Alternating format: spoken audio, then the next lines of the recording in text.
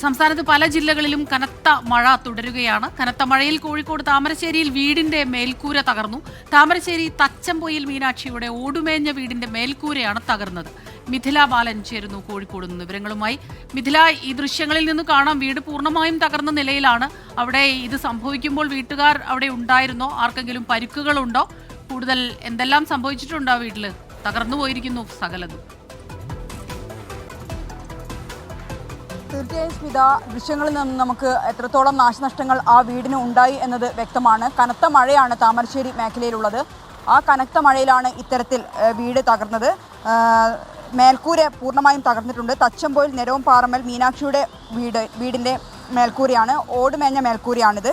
ഈ സമയത്ത് വീട്ടിൽ ആരും ഉണ്ടായിരുന്നില്ല. അതുകൊണ്ട് തന്നെ വലിയൊരു അപകടമാണ് ഒഴിവായിട്ടുള്ളത്. ഈ താമരശ്ശേരി മേഖലയിൽ, പ്രത്യേകിച്ച് ഈ മലയോര മേഖലകളിൽ തന്നെ കനത്ത നാശനഷ്ടം ഉണ്ടാകുന്നുണ്ട്. ഏറ്റവും കൂടുതൽ വീടുകൾക്ക് കേടുപാടുകൾ സംഭവിക്കുന്നതും ഈ മലയോര മേഖലകളിൽ തന്നെയാണ് സ്മിത.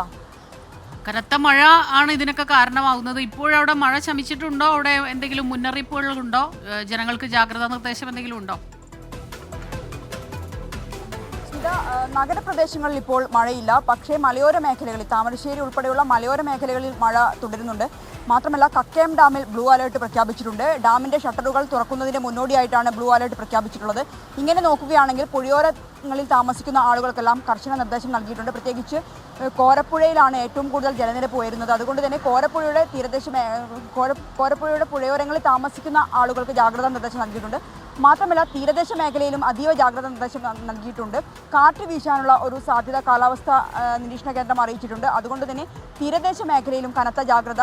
കഴിഞ്ഞ ദിവസങ്ങളിലെല്ലാം തന്നെ വടകര, ബേപ്പൂരിൻ്റെ തീരദേശ മേഖലകളിലെല്ലാം തന്നെ കടലാക്രമണം അതിരൂക്ഷമായിരുന്നു. അതുകൊണ്ട് തന്നെയാണ് ഇത്തരത്തിലുള്ള ജാഗ്രതാ നിർദ്ദേശം നൽകിയിട്ടുള്ളത്.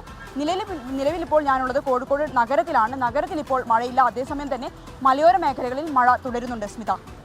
കോഴിക്കോട് നിന്നുള്ള വിവരങ്ങളാണ് മിഥില ബാലൻ നൽകിയത്. താമരശ്ശേരി തച്ചമ്പൊയിൽ മീനാക്ഷിയുടെ ഓടുമേഞ്ഞ വീടിന്റെ മേൽക്കൂര കനത്ത മഴയിൽ തകർന്നു എന്ന വിവരവും മിഥില ബാലൻ നൽകുകയായിരുന്നു. ഏതായാലും ഇപ്പോൾ നഗരത്തിൽ മഴ മാറി നിൽക്കുന്നു. പക്ഷേ മലയോര മേഖലകളിലെല്ലാം തന്നെ കനത്ത മഴയ്ക്ക് സാധ്യതയുണ്ട്.